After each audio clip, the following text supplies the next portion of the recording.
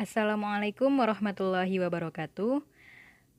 Pada kesempatan kali ini, saya akan menjelaskan mengenai aplikasi persamaan diferensial biasa ORD1. Nah, sebelumnya perkenalkan, nama saya Fitriatun Nisa, NIM 18029107, dari jurusan Matematika, Fakultas Matematika dan Ilmu Pengetahuan Alam, Universitas Negeri Padang.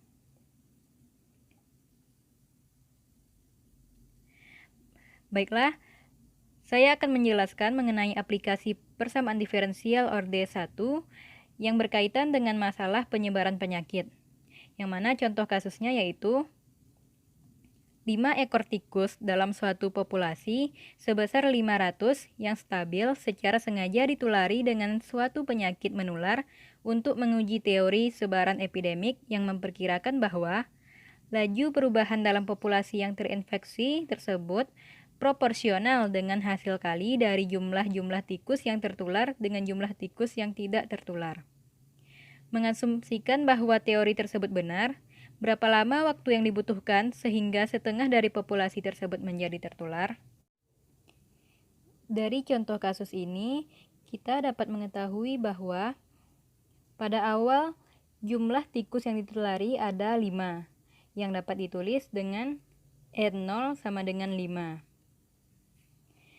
Kemudian kita misalkan NT sebagai jumlah tikus yang tertular pada waktu T, dan 500 dikurang NT sebagai jumlah tikus yang tidak tertular pada waktu T. Nah, teori memperkirakan bahwa laju perubahan dalam populasi yang terinfeksi tersebut proporsional dengan hasil kali dari jumlah tikus yang tertular dengan jumlah tikus yang tidak tertular. Teori ini dapat ditulis sebagai dN per dt sama dengan Kn dikali 500 dikurang N. dN per dt sebagai laju perubahan dalam populasi yang terinfeksi. Kemudian N melambangkan jumlah tikus yang terinfeksi. Dan 500 dikurang N adalah jumlah tikus yang tidak terinfeksi, di mana K adalah konstanta proporsionalitas karena laju perubahan tidak hanya proporsional terhadap tikus yang tertular saja, namun juga terhadap tikus yang tidak tertular.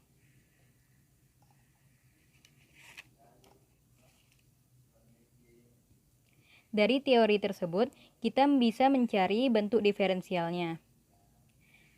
dN per dt sama dengan K kali N dikali 500 dikurang N.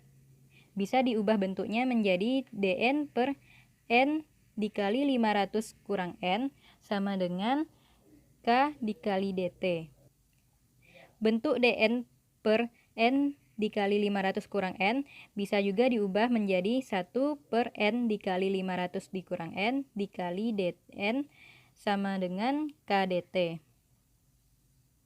Nah, bentuk 1 per N dikali 500 dikurang N ini bisa juga diubah menjadi 1 per 500 per N ditambah 1 per 500 per 500 dikurang N.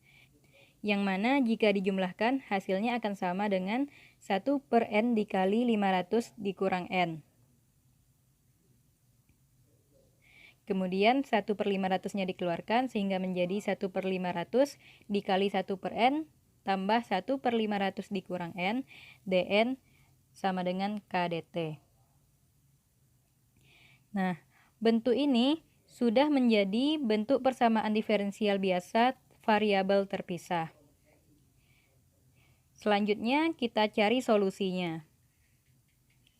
Solusi umum dari persamaan diferensial biasa variabel terpisah ini dapat diperoleh dengan cara mengintegralkan kedua bagiannya, sehingga menjadi integral 1 per 500 kali 1 per N tambah 1 per 500 kurang N dN sama dengan integral K dt. 1 per 500-nya dikeluarkan dari dalam integral sehingga menjadi 1 per 500 integral 1 per N tambah 1 per 500 kurang N dN sama dengan integral K dt. Kemudian kita integralkan kedua bagian ini sehingga menjadi 1/500.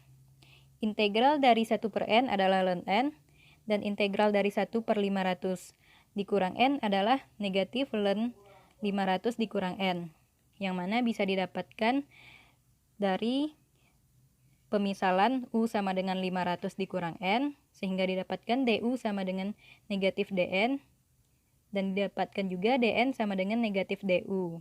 Sehingga kita dapatkan hasilnya negatif ln 500 dikurang n tambah c. Selanjutnya, integral kdt sama dengan kt tambah c2.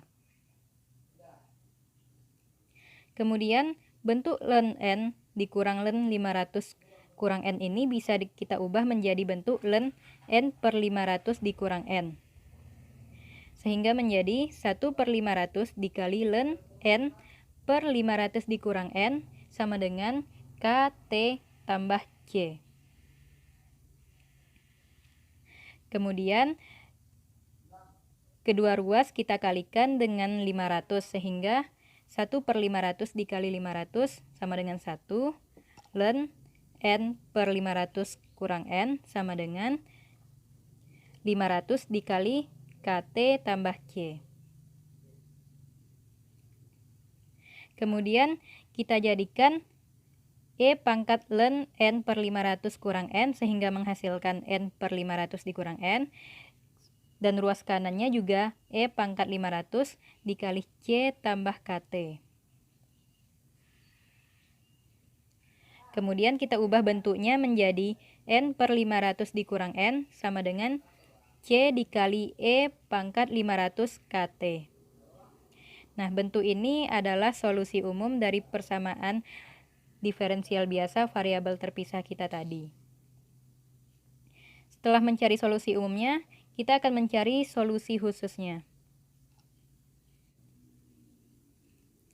Pada saat t sama dengan 0 dan n sama dengan 5, maka t dan n ini kita substitusikan ke dalam solusi umum tadi, sehingga menjadi 5/500 dikurang 5 sama dengan c dikali e pangkat 500 k dikali 0.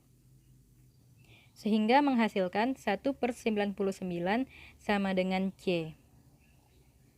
Kemudian nilai c kita substitusikan lagi ke dalam solusi umum tadi, sehingga menjadi n/500 dikurang n sama dengan 1/99 dikali e pangkat 500 kt.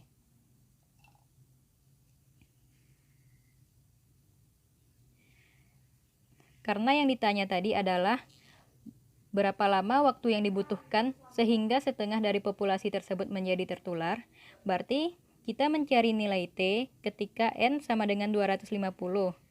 Karena setengah dari populasi yang tertular itu adalah setengah dari 500, yaitu 250. Maka kita substitusikan lagi ke solusi khusus yang telah didapatkan, sehingga menjadi 250/500 dikurang 250 sama dengan 1/99 dikali e pangkat 500 kt. Sehingga menghasilkan 1 sama dengan 1/99 e pangkat 500 kt. Kedua ruas kita kalikan dengan 99 sehingga menjadi 99 sama dengan e pangkat 500 kt. Kemudian ruas kiri kita jadikan ln 99, dan ruas kanan juga dijadikan ln e pangkat 500 kt, yang mana ln e pangkat 500 kt itu sama dengan 500 kt. Sehingga didapatkan hasil t-nya dari ln 99/500 k sama dengan 0,00919 per k. Maka, waktu yang dibutuhkan sehingga setengah dari populasi tersebut menjadi tertular adalah T sama dengan 0,00919 per K satuan waktu. Demikianlah penyelesaian dari kasus penyebaran penyakit menggunakan aplikasi persamaan diferensial biasa variabel terpisah. Sekian video pembelajaran dari saya. Semoga bermanfaat untuk kita semua. Wabillahi taufik wal hidayah. Assalamualaikum warahmatullahi wabarakatuh.